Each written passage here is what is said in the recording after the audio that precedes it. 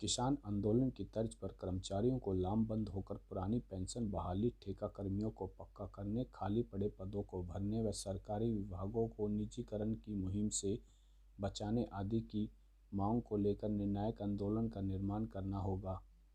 यह आह्वान all India state government employees foundation के राष्ट्रीय अध्यक्ष एवं सर्व कर्मचारी संघ के प्रदेश अध्यक्ष सुभाष लांबा ने पुराने पीडब्ल्यूडी रेस्ट हाउस में आयोजित एनपीएस व ठेका कर्मचारियों के आयोजित सम्मेलन में बतौर मुख्य वक्ता संबोधित करते हुए कहा।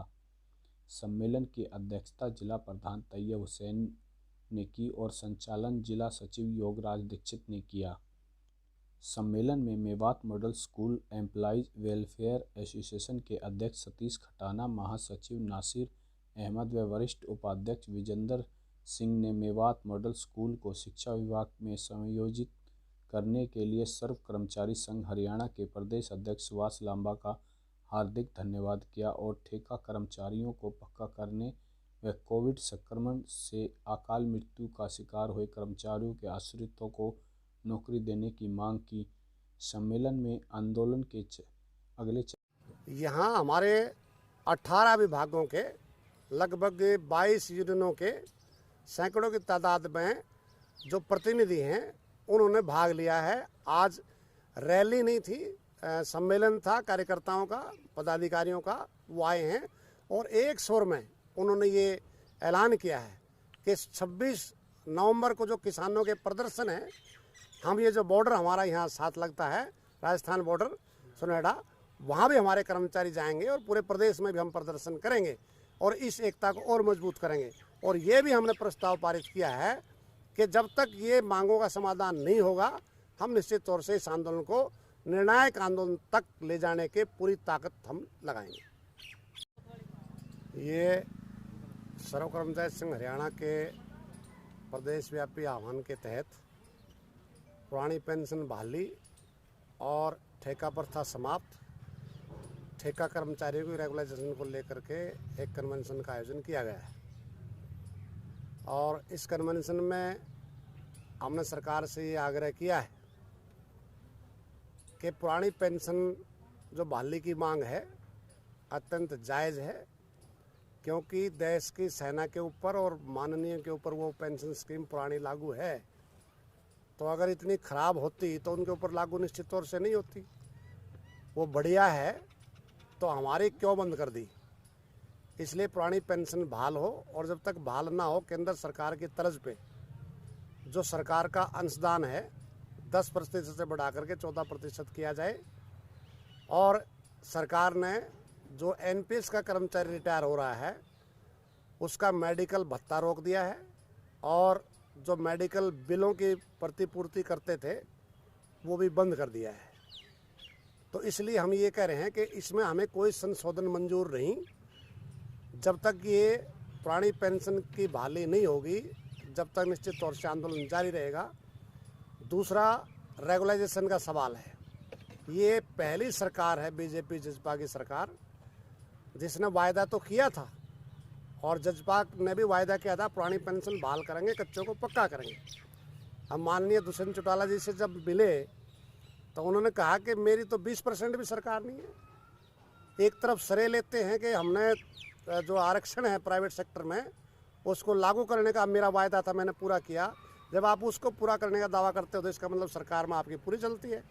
लेकिन कर्मचारियों की पुरानी पेंशन बहाल हो, कच्चे कर्मचारी पक्के हों, जो लिपिक है उसका पे मेट्रिक 6 में लेवल 6 में 35,400 स्केल देने की जब बात आती है, जब सरकार मुकर जाती है। तो इसलिए हम कह रहे हैं कि ठेका प्रथा खत्म हो।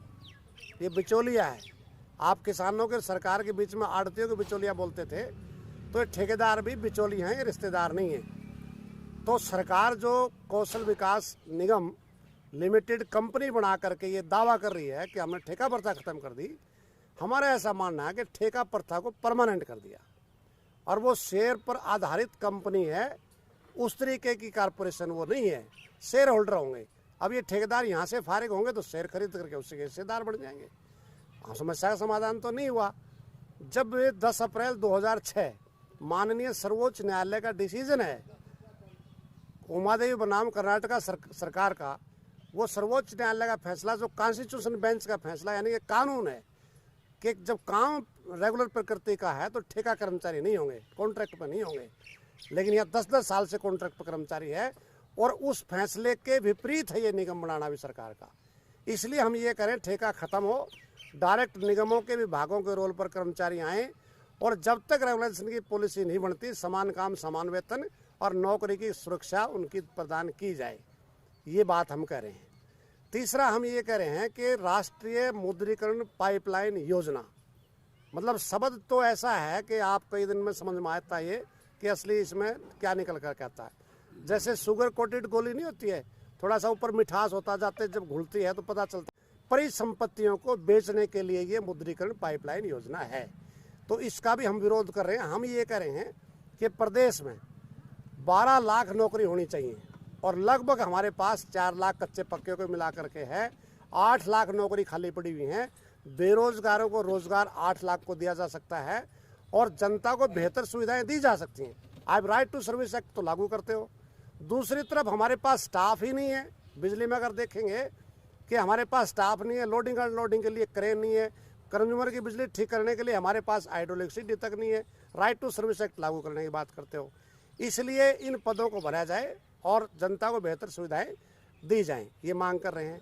मेवात मॉडल स्कूल्स का अभी समायोजन शिक्षा विभाग में हुआ है, तो ये सरकार का अच्छा कदम है, लेकिन इसके साथ ही जो हमारे कॉन्ट्रैक्ट पर एम्प्लॉयज़ रख रहे थे वो कॉन्ट्रैक्ट एम्प्लॉयज़ की रेगुलाइजेशन नहीं हुई, जबकि एमडीए के जो सर्विस रूल हैं उसमें वो रेगुलाइजेशन के एलिजिबल थे।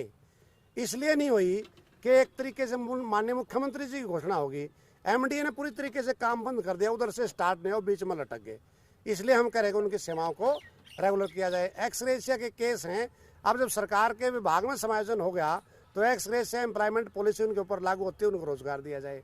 मुझे आज ही पता चला है कि 3 हमारे ठेका पर महिलाएं जो थी उनको नौकरी से निकाल करके ठेका जो है ठेकेदार ने दूसरे कर्मचारियों को रख लिया, जबकि चीफ सेक्रेटरी हरियाणा की चिट्ठी है किसी भी सफाई कर्मचारी को निकाल करके नए कर्मचारी रखे जाएंगे, उनकी मानने को तैयार नहीं है। छटनी वाले कर्मचारी हैं, 1983 से पीटीआई है, 816 ड्राइंग टीचर हैं, 500 के करीब हमारे हेल्थ के कर्मचारी हैं, 119 नल मेडिकल कॉलेज जो आपके ही है उसके स्टाफ नर्सों को निकाल रखा है। अटल बिहारी वाजपेयी मेडिकल कॉलेज जो पहले ग्रीन गोल्डफील्ड मेडिकल कॉलेज था 200 उसके निकाल रखे हैं। कुरुक्षेत्र विकास बोर्ड से 56 कर्मचारी निकाल रखे हैं, आईटीआईओं से निकाल रखे हैं, यानी कि अलग अलग विभागों से 6000 से ज़्यादा कर्मचारियों को नौकरी से निकाल दिया।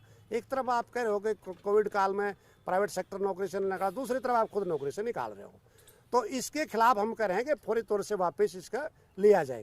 तो ये जो सारे इशू हमारे हैं, इन सारे इशूज़ को लेकर के हमने सरकार को मांग पत्र पिछले सप्ताह भेज दिया है।